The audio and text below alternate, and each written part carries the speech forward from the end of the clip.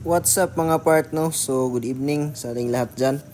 So for today's video is magkakabit tayo ng engine support last 2. So shout out boss Sildi Kundangan. So siya ang in-orderan natin.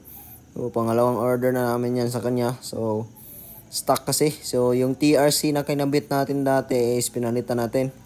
Kasi may factory defect, kulang ng weld, may tawag doon, may leak o baga may pudpud or kulang talaga ng welding, so need siya i-welding. So tapos na tayong kabitan yan mga part and washing na si boss. So lapit na to. Unti-untihin natin yung motor ni boss para maging Indo talaga. So yan, shout out boss Jisrael, grabe sulit na talaga yung unit mo. Upgrade na naman next. Mags na talaga soon, and then pipe para kumbati yung unit mo boss. So sunod na naman mga part.